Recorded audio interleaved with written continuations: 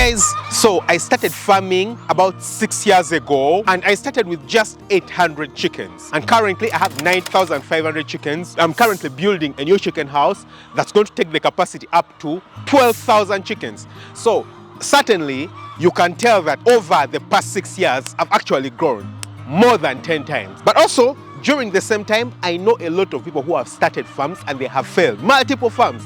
I know a lot of people who have money and they started their farms with a lot of money and the farms have failed. I know a lot of people who think that they are organized and they are skilled, they're probably well trained when it does come to agriculture, but still their farms have failed. And in today's video, I'm going to be sharing with you what I believe is probably the #1 reason as to why most farms fail. Yeah, if you find a farm failing, its failure in one way or another is going to be tied down to this thing 100%. So stick around right through to the very end so that you just learn what to avoid to ensure that your farm succeeds. So I personally get a lot of people calling me to come and visit their farms, you know, to supervise their farms, to check them out. Usually people will call you when there's something wrong happening. So their chickens are probably not laying enough eggs, or their chickens are dying very often, something like that. Yeah, people usually call me for chickens. They don't call me for a lot of other things. Maybe not goats, not cattle. Mainly it is chickens. Yeah, and the goal is because their farm is not performing well. And when I arrive on the farm, usually the first thing I ask for is data, or you know, the farm records. And you will be surprised how many farmers don't have farm records. It's quite crazy. It's amazing. You meet a farmer who you believe, you know, is well organized, the farm looks really nice, everything is in place, and then you ask them, hey, where are the farm records? And they completely don't have farm records. They have like the most scanty farm records. They'll bring you a farm record of the number of trays they produced yesterday and the other day and the other day. That's it, yeah? Then you ask them, how many kilograms of feed do the birds eat every day? And then they're like, we give them 1 bag. You're like, what do you mean 1 bag? What's 1 bag? 100 kilos, 95? We measure according to the bag. So they completely have no idea. If someone probably has an idea, let's say 100 kilos, then you'll ask them, okay, 100 kilos. What time does the food get done? They're like, well, we just give them 100 kilos for the day.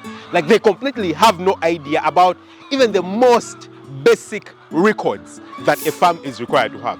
Now, I'll give you an interesting stat, yeah, or an interesting fact. Do you know that if you meet someone who wants to probably lose weight, yeah, one of the single biggest influencer of them getting the habit of losing weight is simply just taking their weights? Simple, yeah? So if you meet someone, they're probably 100 kilos, they want to come down to 80 kilos, and they haven't been weighing themselves, and they want to lose weight, one of the easiest ways of making them start to lose weight is just give them a weighing scale and tell them to weigh themselves every day.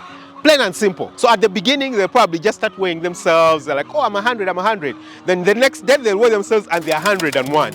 When they're 101, most likely they're going to try to do something about it to bring it down. And if they're 100 and then they weigh themselves, after 3 days, they notice they're 99, then in their head, they're going to start thinking, what the hell have I been doing to make sure I've lost a kilogram? And if they identify it, most probably they're going to keep doing that thing so that they keep on losing more weight, yeah? So you don't tell them to lose weight, you don't tell them to do anything, you just tell them to weigh themselves every day.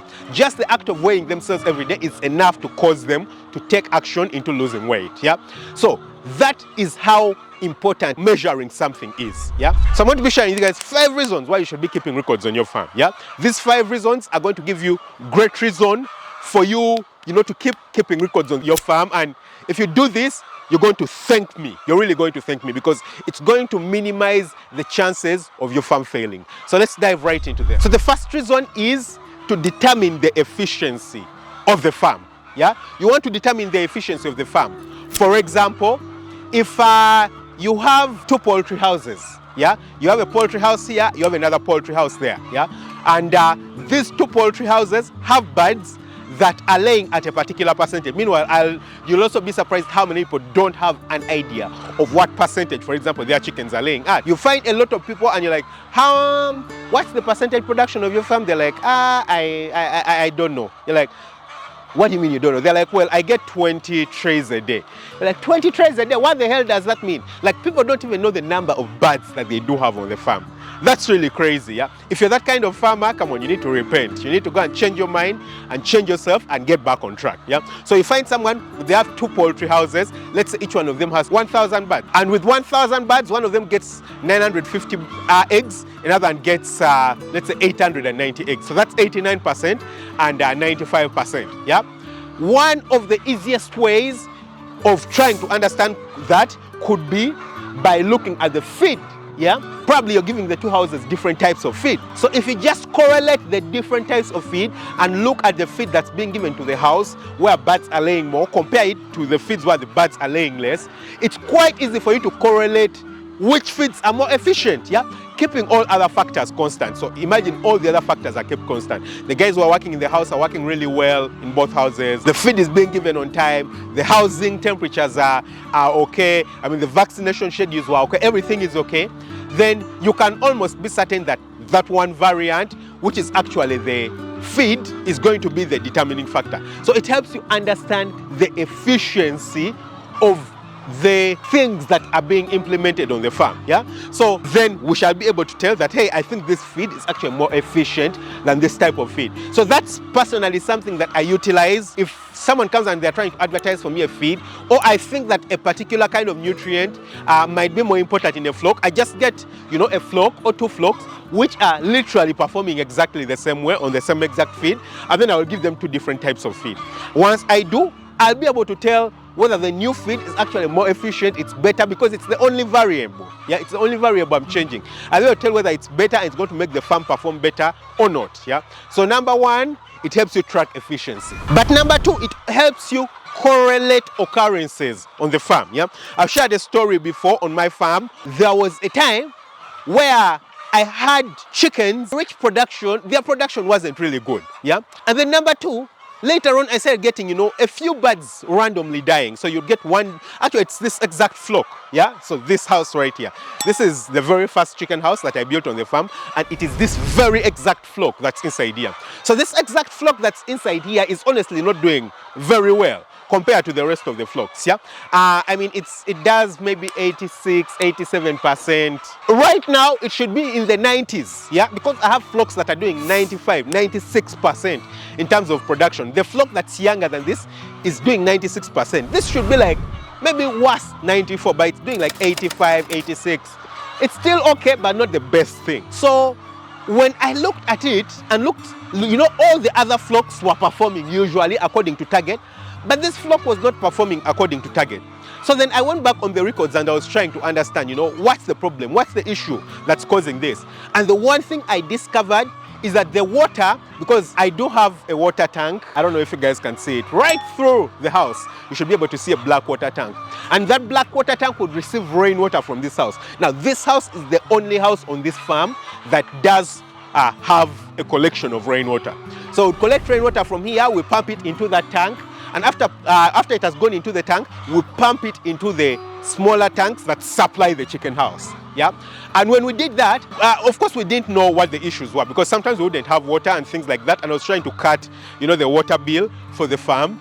So I was hoping that, you know, this rainwater, you know, sometimes we put their chlorine, so it shouldn't be a big problem.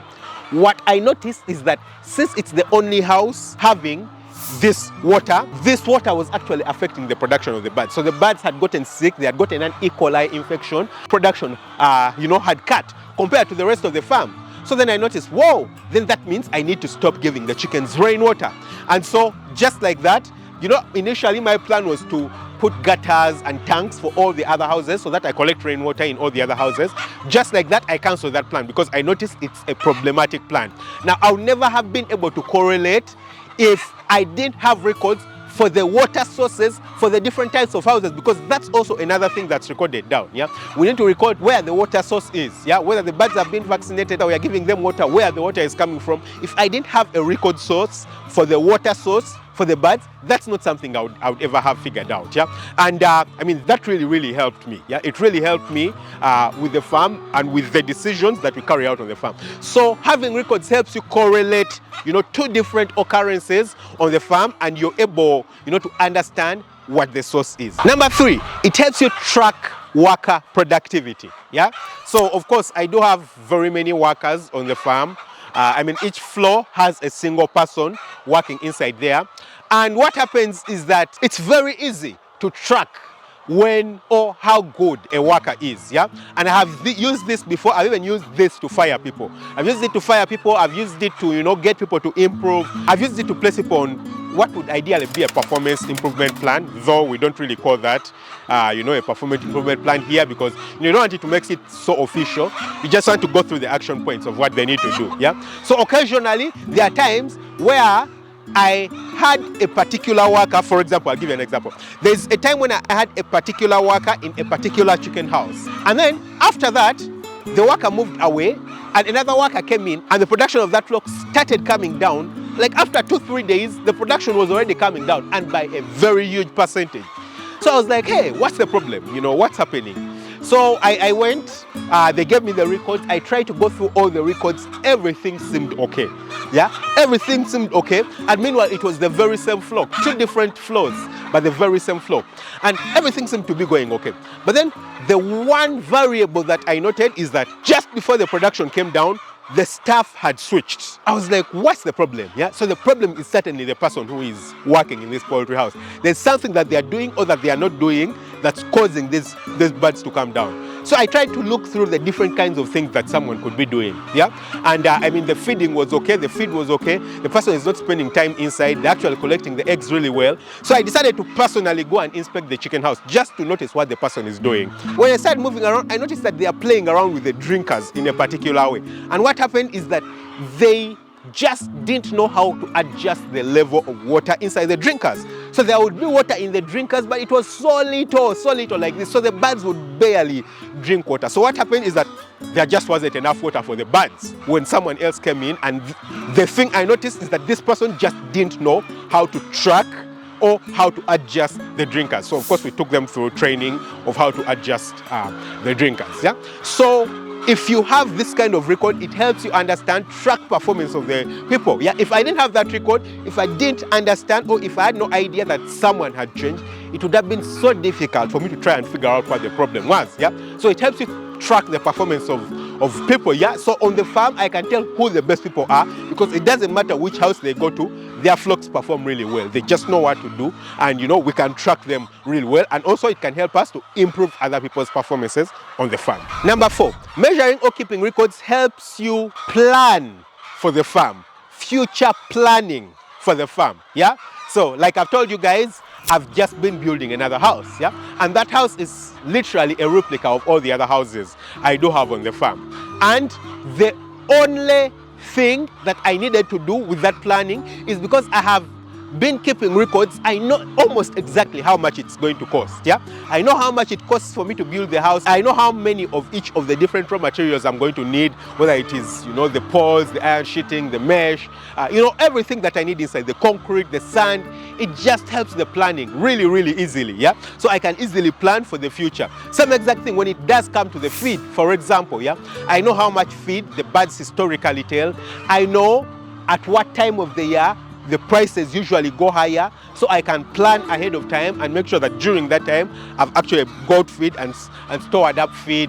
I know how much money is coming into the farm, so it's very easy for me to calculate and understand how much money I expect to be making at around this time and all these kinds of things. It just makes planning so easy. Yeah, because you have records. Yeah, I mean, for me it just doesn't make sense for you to have a farm and you've been running for 2-3 years and you still can't plan, because you're just not keeping records. Yeah, it just doesn't make sense. Yeah, it doesn't make sense at all. So you need to make sure that you keep proper records, keep good records on the farm, so that you can make your planning process really simple. And then finally, number 5, keeping records helps you understand the viability of a business. I mean, this would be a bit related to number 4, which was the planning, but it's a bit different. Yeah. So if you're keeping records, especially financial records help you understand whether the kind of business you're in actually makes sense or it doesn't make sense. Yeah, so I'll give you guys an example. Yeah, I personally started with 800 chickens and currently I have 9,500 chickens. Like I've told you, I'm going to be doing 12,000 chickens very soon. Actually, by the end of this month, I should be having 12,000 chickens on the farm. Yeah, now I have a lot of other business ideas and a lot of other business plans. Yeah, and I will do a few other things. But from all the things that I have read and experienced and seen, I find that poultry farming and doing chickens is probably one of the most profitable things for me.